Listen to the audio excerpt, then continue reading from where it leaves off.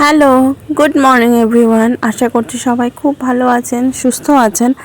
আজকে আবার নতুন একটা ব্লগে আপনাদের সবাইকে অনেক অনেক স্বাগত।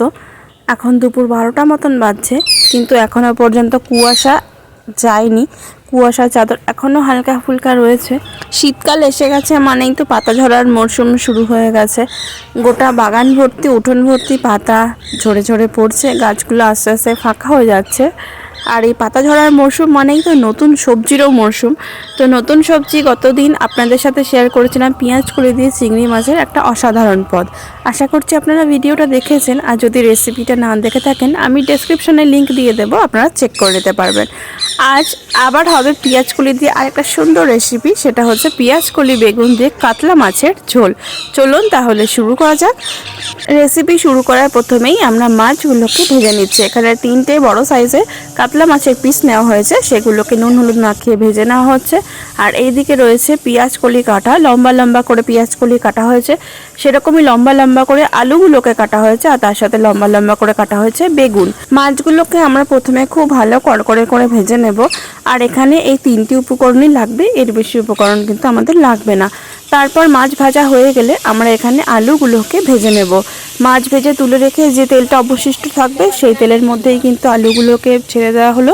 আর তার সঙ্গে মা এখানে কেটে নিচ্ছে পেঁয়াজ, কারণ পেঁয়াজগুলি তরকারিতে পেঁয়াজ তো একটা আবশ্যকীয় উপাদান। এরপর আলুটা মোটামুটি ভাজা হলেই কিন্তু পেঁয়াজটা দিয়ে দেওয়া হলো। হালকা হালকা ভাজা হবে তখনই পেঁয়াজ দিয়ে দেওয়া হবে। আর এই দেখুন মাছগুলো এখানে তুলে রাখা হয়েছে। একটা গোটা বড় সাইজের পেঁয়াজ এখানে দেওয়া হলো। আলু আর পেঁয়াজটা এখানে খুব ভালো করে ভেজে নিতে হবে, কারণ সত্যি কথা বলতে পেঁয়াজগুলি তো বেশি ভাজার প্রয়োজন হয় না, আর বেগুনও খুব সহজেই কিন্তু সিদ্ধ হয়ে যায়। এরপর আমরা দিয়ে দেবো এখানে লম্বা লম্বা করে কেটে রাখা পেঁয়াজকলিগুলো, কারণ আলু আর পেঁয়াজ মোটামুটি 50% ভাজা হয়ে গেছে। এবার পেঁয়াজ কলিটা দেওয়ার সঙ্গে সঙ্গে কিন্তু আমরা এর মধ্যে দিয়ে দেব কেটে রাখা বেগুনটা। ব্যাস আমাদের কিন্তু সমস্ত উপকরণ দেওয়া হয়ে গেল। এবার খুব ভালো করে সবার সাথে মিশিয়ে নিতে হবে তরকারিটাকে। আর এই পর্যায়ে দেখবেন একটা খুব মিষ্টি গন্ধ আসছে তরকারিটা থেকে। যারা পেঁয়াজ কলি লাভার আমার মতন, তারা কিন্তু এই স্মেলটা খুব ভালোবাসেন। আর তারপর এর মধ্যে দেওয়া হলো 1 চামচ পরিমাণ হলুদ গুঁড়ো। হলুদটা একটু বেশি দেওয়া হলো, কারণ এরপর এর মধ্যে আবার মাছও দেওয়া হবে, আর অনেকটাই বেশ তরকারি রয়েছে। 1 চামচ পরিমাণ লঙ্কা গুঁড়ো একটু বেশিও দিতে পারেন, তরকারিটা ঝাল ঝাল হলেও ভালো লাগবে খেতে। আর যেহেতু এটার মধ্যে এখন জল দেওয়া হবে, সেই জন্য যত বেশি লঙ্কা গুঁড়োই দেন না কেন খুব একটা ঝাল হবে না, কারণ আফটার অল তো জল দেওয়া হবে, এটা আস্তে আস্তে ঝালটা টেনে নেবে। এরপর সামান্য একটু জলের ছিটে দেওয়া হলো, যাতে করে তরকারিটা না ধরে যায় আর একটু বেশি ভালো করে ভাজাভাজি করা যায়। মোটামুটি ভাজতে ভাজতেই দেখবেন তরকারিটা সব সেদ্ধ হয়ে গেছে। এরপর এর মধ্যে দেওয়া হলো টমেটো সস দিয়ে তো বেশিক্ষণ নাড়াচাড়া করা যায় না, তাই সস দিয়ে সামান্য পরিমাণে ভেজে নিয়েই আমরা এর মধ্যে দিয়ে দেব পরিমাণ মতন জল। আমাদের তরকারি কিন্তু মোটামুটি হয়েই গেছে, ব্যাস কষানোও কমপ্লিট। এরপর এর মধ্যে দেওয়া হলো জল।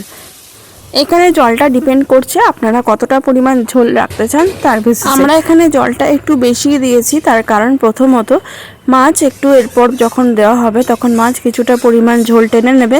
আর সেকেন্ডলি এটা যেহেতু ভাত দিয়ে খাওয়ার মাছের ঝোল আফটার অল, সেই কারণের জন্য ঝোলের পরিমাণ আমরা একটু বেশিই রাখছি। এরপর জল দিয়ে ঢাকা দিয়ে মোটামুটি 3 থেকে 4 মিনিট একটু ফুটিয়ে নিলেই একদম ঢাকা খুলে দেখবেন আপনাদের রান্না রেডি হয়ে গেছে। এখন এই মুহূর্তে আমরা এর মধ্যে দিয়ে দেব ভেজে রাখা মাছগুলো। দেখুন ঝোলটা কতটা পরিমাণে শুকিয়ে গেছে। ব্যাস এখন আমরা মাছটা দিয়ে দেব, কারণ তরকারি একদম সুসিদ্ধ হয়ে গেছে।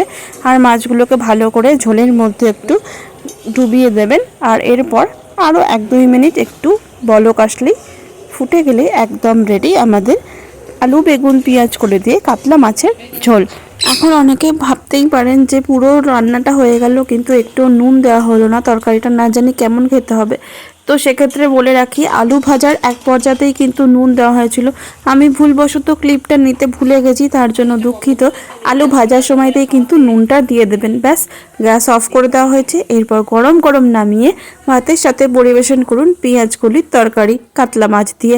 তো এই রান্নাটা এত চটজলদি হয়ে যায়, আর একদম সবজিতে পরিপূর্ণ একটা রান্না, যে কারণের জন্য তাড়াতাড়ির দিনগুলোতে কিন্তু এরকম একটা সবজি দিয়েই কিন্তু আপনি ভাত খেতে পারেন।